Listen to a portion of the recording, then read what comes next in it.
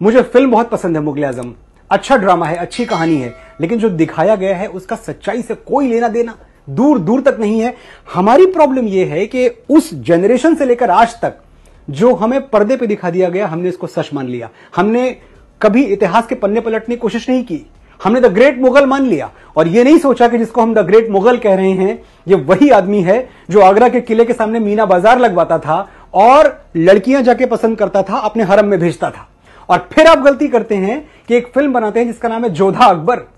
मतलब जोधा अकबर आप उसे लव स्टोरी की तरह प्रेजेंट करते हैं कि ये बड़ी शाश्वत प्रेम कथा है जोधा अकबर।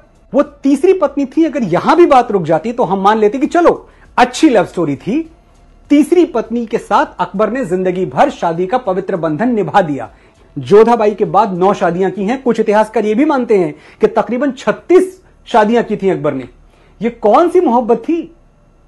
ये कौन सी मोहब्बत थी जो कभी रुकी ही नहीं? ये कौन सी मोहब्बत थी कि 1562 में अकबर जोधाबाई से विवाह करते हैं और 21 जून 1576 को पूरा मालवा उजाड़ देते हैं, बाज बहादुर को मार देते हैं, रानी रूपमती खुदकुशी कर लेती हैं क्योंकि रानी रूपमती के रूप का वर्णन सुन के यह आदमी पागल हो गया था।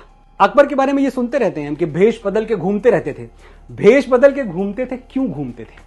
भेष बदल के प्रजा का हालचाल जानने के लिए घूमते थे? ये तो झूठा इतिहास है जो हमें पिलाया गया है। सच ये है कि भेष बदल के हंटिंग ग्राउंड में घूमते थे, वो शिकार करने के लिए घूमते थे कि किसका शिकार करें। और ऐसा ही एक दिन था, इतिहासकारों ने लिखा है, जब अकबर रात के वक्त भेष बदल के घूम रहे थे और एक जगह नुक्कड़ नाटक चल रहा था। तो उस नुक्कड़ नाटक में जो कलाकार था वो रानी रूपमती की सुंदरता का वर्णन कर रहा था कि कैसे दुनिया में रानी रूपमती से ज्यादा सुंदर कोई और नहीं है।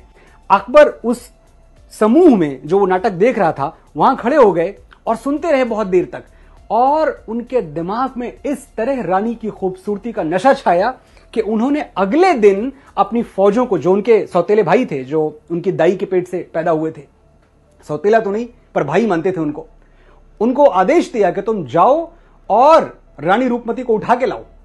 रानी रूपमती को लाने की, वो सती थी, रानी रूपमती थी, बाज बहादुर बहुत बहादुर थे।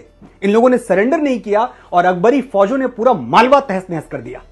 वो मालवा जो साहित्य का, संगीत का, लिटरेचर का, अदब का गढ़ था, जहां कोई बुराई ही नहीं थी। मैं ये कह दूं, अगर एक जो परफेक्ट स्टेट होता है, परफेक्ट ऑर्डर में स्टेट होता है, मालवा ऐसी जगह थी। अकबरी फौजों ने सब बर्बाद कर दिया। यह जोधाबाई से शादी के तकरीबन 14 साल बाद की घटना है। तो अकबर तो कहीं रुका ही नहीं, जब तक जिया अपनी हवस, अपनी वासना का पुजारी बना रहा। आप उसे मेरा हीरो ना बताएं, आपने आज तक बताया, मैंने आज तक मान लिया, अब मैं नहीं मानूंगा। अब मैं जाग चुका हूं और मेरे साथ करोड़ों हिंदुस्तानी जाग चुके हैं।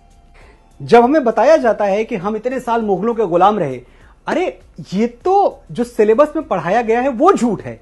हमें कभी यह क्यों नहीं पढ़ाया गया कि हमीर सिंह ने, महाराजा हमीर सिंह ने मोहम्मद बिन तुगलक को 6 महीने बंदी बना के रखा? ये चैप्टर में कहां है? कौन सी टेक्स्ट बुक में यह पाठ है? हमें क्यों नहीं बताया गया कि महाराणा कुंभा ने खिलजी को महीनों कैद में रखा? हमें क्यों नहीं बताया गया कि महाराणा सांगा ने दिल्ली के सुल्तान इब्राहिम लोदी को खटोली के युद्ध में पराजित किया और बुरी तरह पराजित किया? हमें 7वीं सदी क्यों नहीं गिनवाई जाती, जब बप्पा रावल ने मोहम्मद बिन कासिम को ईरान तक दौड़ा दौड़ा के मारा था? ये सब हमें नहीं पढ़ाया जाता। हमें तो पढ़ाया जाता है कि भारत में मुगलों का राज था, जबकि उनकी सल्तनत तो भारत की सल्तनत नहीं थी, दिल्ली सल्तनत थी। यानी कुल मिलाकर दिल्ली के इर्द गिर्द राज करते थे। अगर आप महाराष्ट्र की तरफ देखें तो छत्रपति शिवाजी महाराज का डंका बज रहा था, उनकी तलवारों के आगे किसी की मजाल नहीं थी आके खड़ा हो जाए। अगर आप साउथ की तरफ जाएं तो वहां की एम्पायर जो थी, जो वहां के राजा थे, वो बड़े मजबूत थे। राजस्थान कभी ये पूरी तरह ले ही नहीं पाए, गुजरात की तरफ ये पहुंचे ही नहीं। हम कहां की बात कर रहे हैं? क्या मजाक है ये? कौन सी सल्तनत और कौन सा मुगल साम्राज्य? जब हम एक वर्ड यूज करते हैं ना, the Mughal of music, the Mughal of this, the Mughal of business, पहली बात तो ये सोच बदल दीजिए, क्योंकि ये सिर्फ भगोड़े थे और ये बाद में लुटेरे थे।